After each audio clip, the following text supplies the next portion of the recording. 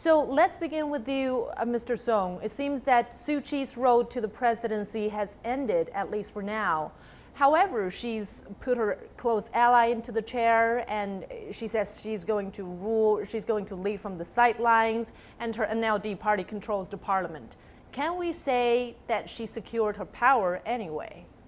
Yes, anyway, whatever position she takes in the government or in the parliament or in the party, currently and in the near future, she is still or will be still the most influential political figure in Myanmar, maybe at least for 5 years or 10 years or even more years.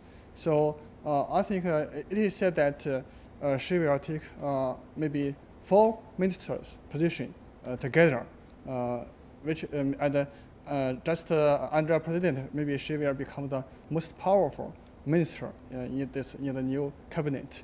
And but in the future, maybe if she takes the minister position, she has to step down the LD chairperson or even the parliament members. So in the lower house, so maybe in the future she will focus on the government affairs in the future. Well, she's going to make some really tough choices. And now, Mr. Nalapat, I'd like to ask you this. There have been a lot of uncertainties in forming the cabinet lineup, and the parliament just approved this list of nominations submitted by President-elect Ting Chao. That includes 21 ministries, and of course, it includes Suu Kyi. But the specific assignments are yet to be announced. So what can we expect? Well, I think it's a very good thing that Aung San Suu Kyi is elected to be in the government. I think it's unfortunate that the military in Myanmar has not yet ensured that the constitution will permit her to become the president of Myanmar, for a simple reason that the question of loyalty has already been answered. Suu Kyi has spent so many years in jail rather than go abroad. She has proved her loyalty to Myanmar. So, and in India, which you'll be watching very carefully, we had an experiment in which Sonia Gandhi was outside the government, and that experiment was not very successful. So looking at all this, I think it's very clear why Aung San Suu Kyi elected to be in the government. She'll be much more effective inside the government than she would have been outside the government. Well, loyalty, as you mentioned, has been proved, but Mr. Guillard, I'd like to ask you this. Suu Kyi obviously is going to make a lot of choices. Mr. Song in studio just mentioned that there's a long list, and her name is next to 4 ministries. That's going to consume a lot of her time. Whether or not she's going to take the job as the foreign minister or other jobs, she'll have to multitasking, and even with the most efficient support team around her, it's going to be very difficult for her to concentrate on just one thing. She says she'll be ruling above the president. What exactly does that mean, and what will be her priorities?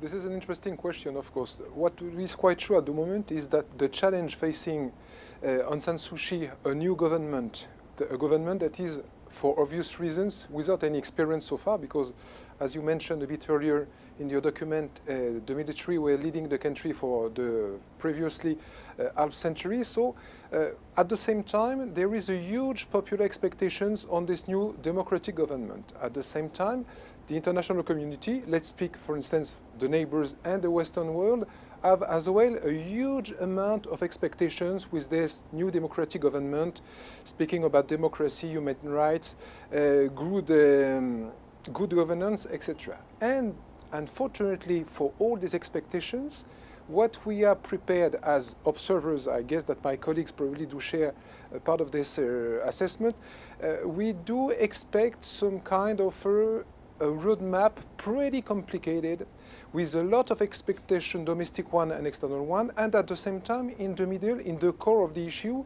a government, democratic government, that will have to face many complicated challenges with probably not enough resources, human resources, material and financial and economic resources, and it could create some kind of management tensions, some kind of misunderstanding with the population, and eventually, even if it's harder to explain that due to the fact that this new administration is not already in charge, we need to wait a couple of weeks more.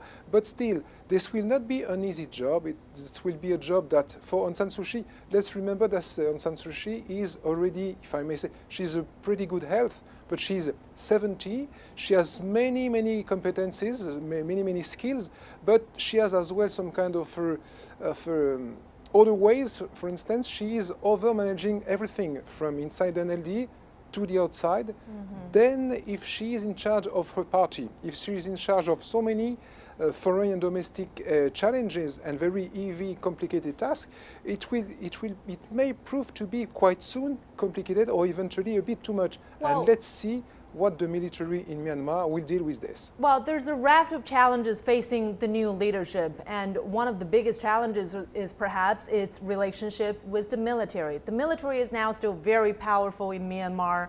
For example, it still holds a quarter of the seats in parliament, and it has the veto power to any changes to the constitution, and it also controls 3 key ministries: home, border, and defense. So how do you view this power transition, Mr. Song? Yeah, this power transition is a very big step, or even it has a historical meaning in Myanmar politics development.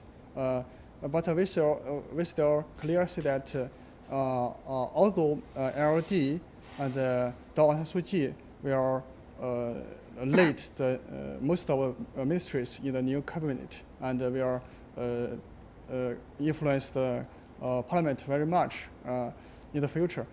But we still have to see, to know that the military, maybe currently in the next 5 years, 10 years, or even more years, it will still be very powerful in the politics, especially in the security and the intelligence of the police affairs in the country. But how do you see the power transition taking place so far after the elections? Has it been smooth? Are there problems hampering the progress? Basically speaking, it is very smooth, maybe than common people expected. It is very smooth because the election result is recognized by the military, and the current government promised that it will hand the power at March 13 to the new government. And currently, the new government has basically been established. It just needs a ceremony. But it's not going to be easy to mend ties with the military, as the military was the one who put Aung San Suu Kyi under house arrest for so many years. Frankly speaking, I think after the election, the military and the LD and Aung San Suu Kyi has kept basically good cooperation relations. And last year, after election, I went to the LD headquarters. I met the number 2 of LD Central Committee members and number 4. They told me that they will not forget the things have done to LD by the military, but they will forgive them. So it means that in the future, they will cooperate with the military for the national interest, basically. Maybe there will be some power struggle in the future, but basically they will cooperate. Mr. Nalapat, what do you think will be the future relations between the NLD and the military? How do you see this power transition from the military to the ministry?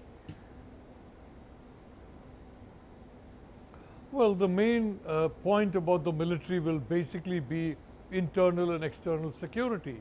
And I think the main focus is going to be on ensuring that any threats to Myanmar's territorial integrity be faced. Now, in all such questions, Aung San Suu Kyi has taken a very firm line. She is very firmly a Burmese patriot, and she is going to work very hard to ensure that there is no danger to the territory of Myanmar. So having said that, I don't see that there is any real reason to worry about the military and Aung San Suu Kyi. The fact is, both have learnt a very lot of lessons over these last 15 years, and both have understood the need to work with each other. The military understands it cannot run Myanmar on its own. And Dao Aung San Suu Kyi understands that you cannot do away with the Burmese military in the governance fabric, at least for the foreseeable future. So both sides have understood the situation very well. So I am very optimistic that there is going to be a very reasonably smooth cooperation between the military and the government, which is in effect headed by Dao Aung San Suu Kyi. Right, and let's also talk about other challenges awaiting the new government. President-elect Tin Chau promised clean and efficient government. However, we know that corruption and bureaucracy have been mounting in Myanmar for many years. So, Mr. Guillard, I'd like to ask you this. How much of a challenge do you think will it be for the new leadership to really deliver on that promise? This will be probably one of the main obstacles waiting for Aung San Suu Kyi government, because once again, first of all, the next administration to be in charge has never ruled the country.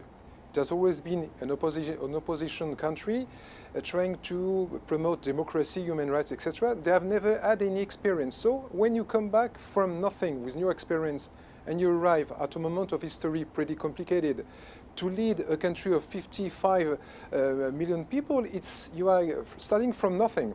Is complicated. At the same time, once again, if we go back to the last general elections, there has been a sort of huge tsunami or surge in favor of the NLD democratic agenda, with a lot of people. I was over there monitoring the elections, and people from any kind in the streets in Yangon, in Mandalay, in Sitwe were coming to you saying, let's give them a chance. The future is in our hands right now, and we have the feeling that the military will cooperate with Suu Kyi, which is fundamental for any chance to succeed. But still, when you have such a huge agenda with such a complicated roadmap, once again, and that, let's not forget things. I do not totally fully share the point of perspective of my colleagues, because when we see that the transition is said to have been smooth, it's relatively smooth.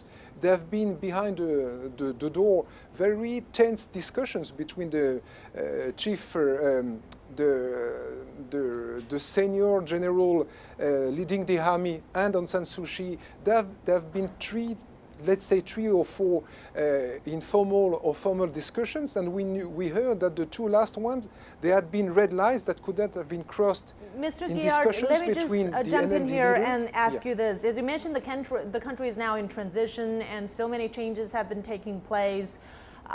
There's this democratic experiment, and then Suu Kyi may still have a chance for the presidency. How do you envision Myanmar's future, Mr. Song? There is a great hope, but there are still challenges.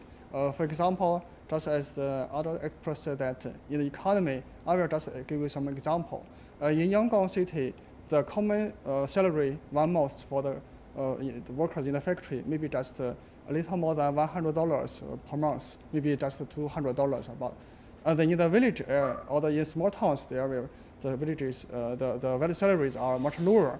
So it is a heavy task for the new government to improve the people's well-being and to promote their village, their salary level. So second, I think for the peace issue, the internal conflicts in Myanmar have lasted at least scores of years. And so in the future, the new government should say that it wants to put the peace issue and the reconciliation issue to be the foremost task. But for the scores of years internal conflicts, it is not so easy for the next government in the next 5 years to resolve them quickly. So third, also to improve the environment to attract the foreign investment.